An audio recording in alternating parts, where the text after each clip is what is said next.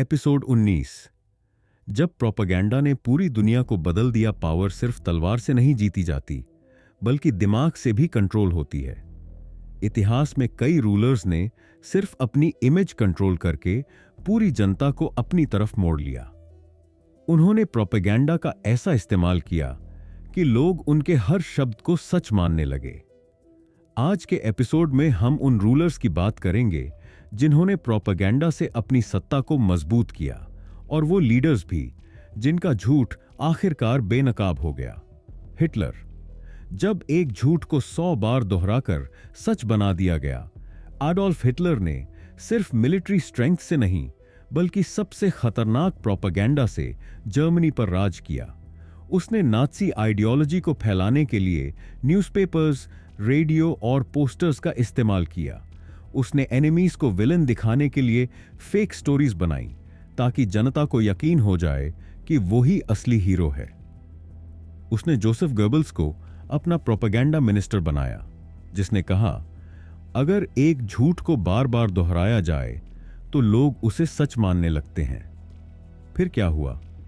Hitler का propaganda machine powerful था, लेकिन जब युद्ध में हार होने लगी तो उसका इल्यूजन टूट गया। जैसे ही लोग सच्चाई जानने लगे, पूरा नाज़ी सिस्टम बिखर गया। लेसन: अगर प्रोपेगेंडा से पावर बनाई जा सकती है, तो सच्चाई के सामने आने पर वो खत्म भी हो सकती है। स्टालिन। जब हिस्ट्री को ही बदल दिया गया, जोसेफ स्टालिन ने यूएसएसआर में अपनी सत्ता को बनाए रखने के लिए हिस्ट्री को ही रीराइट कर दिया। उसने अपनी इमेज को स्ट्रांग लीडर के रूप में दिखाने के लिए बुक्स, स्टैच्यूज और मूवीज का इस्तेमाल किया।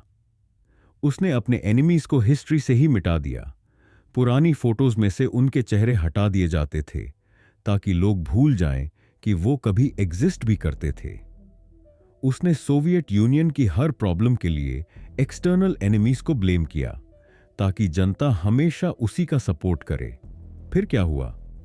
स्टालिन की डेथ के बाद यूएसएसआर में लोग सच्चाई जानने लगे।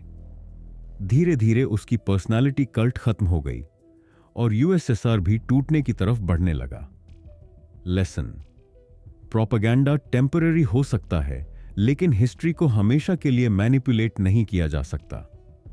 अमेरिका का कोल्ड वॉर प्रोपेगेंडा। जब सुपर पावर्स ने दिमागी लड़ाई लड़ी कोल्ड वॉर के दौरान, अमेरिका और यूएसएसआर दोनों ने प्रोपेगेंडा को हथियार बनाया। अमेरिका ने हॉलीवुड, टीवी शोज और न्यूज के जरिए कम्युनिज्म को खतरनाक बताया। यूएसएसआर ने अपनी मीडिया में कैपिटलिज्म को ईविल दिखाया, ताकि लोग सरकार के खिलाफ न जाएं। दोनों ने स्पेस रेस और टेक्नोलॉजी को यूज किया, ताकि अपनी सुपीरियॉरिटी साबित कर सकें। फिर क्या हुआ? कोल्ड वॉर में यूएसएसआर की इकोनॉमी कमजोर पड़ गई, और उसका प्रोपेगेंडा काम करना बंद हो गया। धीरे धीरे यूएसएसआर टूट गया, और अमेरिका इस लड़ाई में जीत गया। लेसन: प्रोपेगेंडा तब तक पावरफुल होता है जब तक लोग ऑल्टरनेटिव इंफॉर्मेशन से दूर रहते हैं। प्रोपेगेंडा की असली ताकत कैसे वर्ड्स से कंट्रोल किया जाता है। पावर को बनाए रखने के लिए रूलर्स ने हमेशा प्रोपेगेंडा का सहारा लिया। अगर लोग सिर्फ वही सुनते हैं जो सरकार चाहती है, तो उन्हें सच और झूठ में फर्क करना मुश्किल हो जाता है।